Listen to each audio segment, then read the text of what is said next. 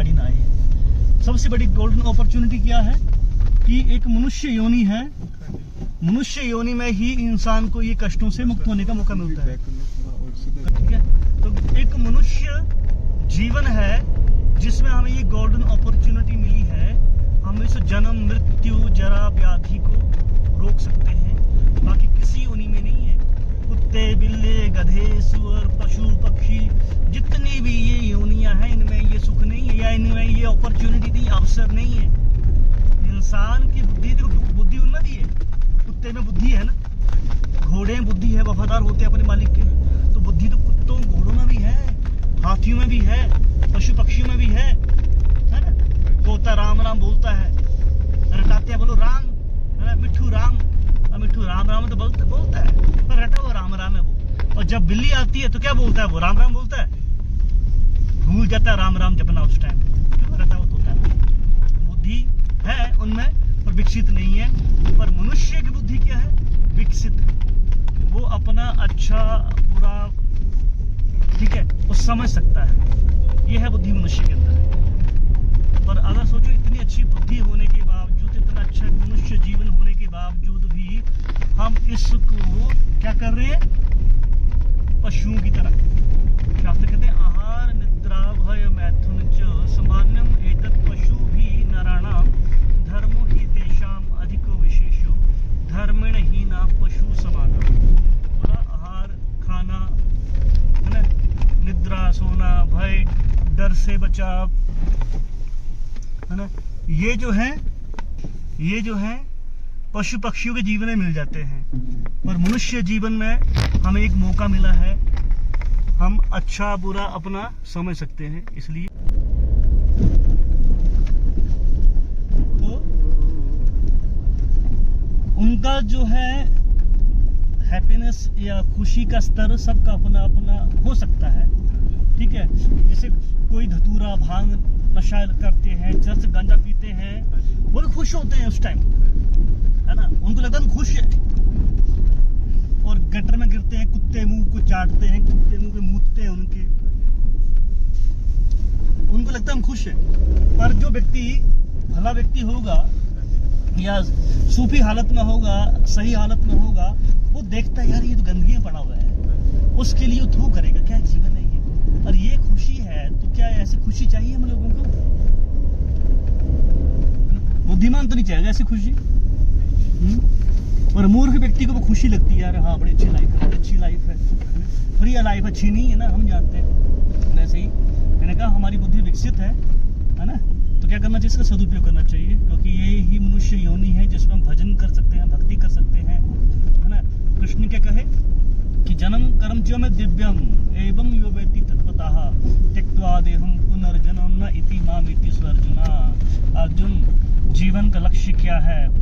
मेरे बारे में जानना कि मैं कौन हूँ, है ना। और जो मेरे बारे में जानता है तो मेरा भक्त बन जाता है, और मेरा भक्त बन जाता है, मेरी भक्ति करता है, तो उसके बारे में क्या कहा कृष्ण ने, पुनर्जन्म न विद्यते। उस व्यक्ति का दोबारा जन्म नहीं होता, जिसकी बात करी ना, द जर्नी ऑफ लाइफ, जो जर्नी हमारी जो चली है, अनवरत चली हुई है, जन्म जन्मांतरों से चली हुई है, कभी खत्म हो ही नहीं रही है हमारी जर्नी।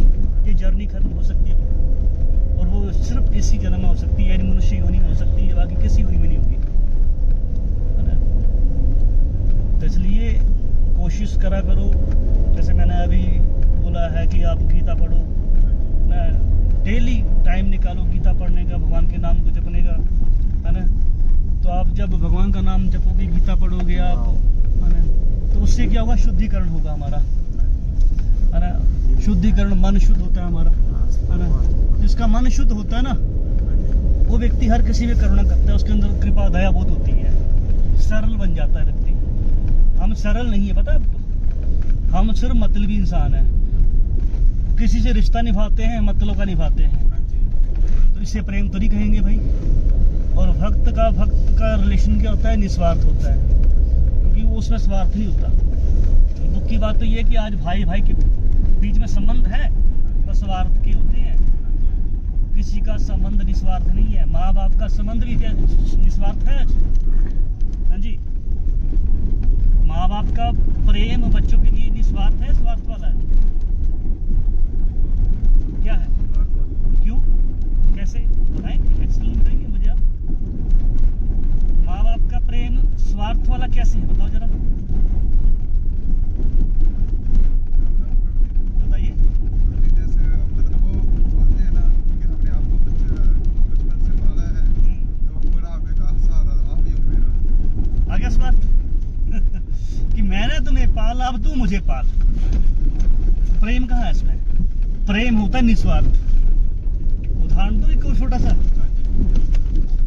एक लड़का किसी लड़की से प्यार करता है ना, और उस लड़की को कुत्ते पसंद नहीं है पर लड़की को पसंद है, तो कुत्ता पसंद नहीं है पर लड़की को पसंद है, तो उसको पुचकारता है, अल्ले करता है, गले में लगाता है। लड़का सोचता है कि लड़की को बस इम्प्रेस करना है।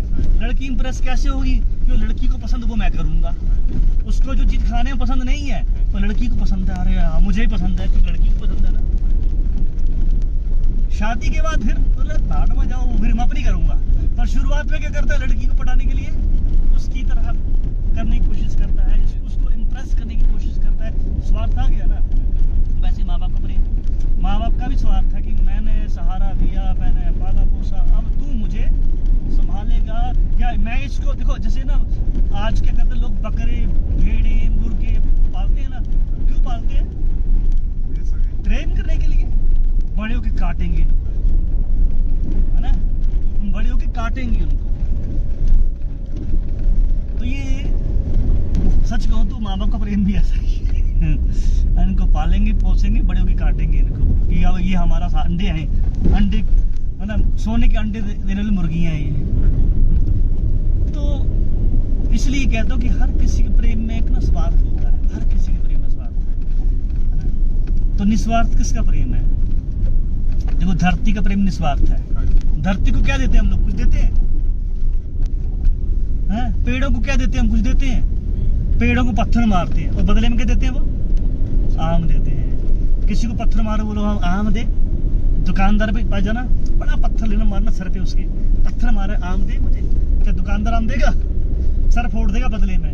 और देखो पेड़ को हम पत्थर मारते हैं और पेड़ पलट के हमें क्या देते हैं? आम देते हैं। धरती का सीना खोद देते हैं हम लोग, चीर देते हैं, हल जोतते हैं कुल्हाड़ी से, फावड़े से, है ना। थोड़ा थोड़ा बर्फ पड़ रहा है, कोई हो रहा है और है। तो हाँ तो और देखो पलट के धरती के देती है, हमें अन्न देती है। सोचो इसमें है ना प्रेम, है ना। भगवान की कृपा से हो रहा है ना ये। सूर्य को हम क्या देते हैं? तो सूर्य हमें तो गर्मी दे रहा है, चंद्रमा शीतलता दे रहा है, क्योंकि गर्मी मिले तो हम मर जाएंगे, है ना। तो इसलिए गर्मी को कम करने के लिए चंद्रमा दे रखा है, पर अगर सूर्य ना हो तभी मर जाएंगे, क्योंकि चंद्रमा ठंडा बहुत है। दोनों जरूरी हुए ना। किस तरह व्यवस्था करी है? कोई है कंट्रोलर जो सोचता कि कहीं गर्म ना हो जाए तो शीतल कर दे, हो जाएगा। जो जितना भी पहाड़ों से पानी आता वही हम लोग पी रहे हैं, वही पानी जो है बाद में बाष्प बनता है, फिर पूरी व्यवस्था कौन कर रहा है? कौन? भगवान कर रहा है। और भगवान मांगते रहे, हमसे भी मांगा कि आओ मुझे 1 लाख का चेक दो। हाँ, ये लोगों ने मांगे, लोग मांगते हैं, भगवान तो मांगते हैं मुझे पैसा दो। जो भगवान पैसा नहीं मांग रहा, बकरा मुर्गा क्यों मांगेगा? बताओ मुझे, अब ये बताओ। भगवान तो ऐसा कहेगा नहीं कि मेरे सामने आओ, मुझे बड़ा भैंसा बकरा है ना, भेड़ा मुझे चढ़ाओ, उसकी गर्दन मुझे चढ़ाओ। भगवान है, चलिए भगवान है प्रेम के रूप, ठीक है। तो इसलिए जो ये जर्नी है हमारी का, ये एंड करने का मौका मिला है इस शरीर में, तो इसलिए आपको समझा रहा हूँ कि आप प्लीज इस अपॉर्चुनिटी का जो एक अवसर मिला है ना आपको, आते तो पहले भी थे आप, मैंने जानबूझ के कहा कि आप साथ चलो हमारे। कारण ये था कि आपसे मिलेंगे, आपसे बात करेंगे, है ना, आपको थोड़ा समझाएंगे। देखो सरोज माता जी भी लगी हुई है ना, कर रही है ना अच्छा भजन, सरोज माता कर रही है, और आपकी बुआ भी लगी हुई है। कितनी अच्छी भक्त है वो। अभी देखा बुआ जी गुस्सा करते हो अपने? करती हैं गुस्सा वो? हंसती रहती है, शांत रहती है। वैसे सरोज माता जी देखो भक्त कितने सरल होते हैं। तो एक काम करो, आप भी ऐसा बनने की कोशिश करो, भजन करो, भक्ति करो, भगवान का नाम जपो, क्लासेज माने की कोशिश करो। सुबह शाम क्लासेज होती है, उसमें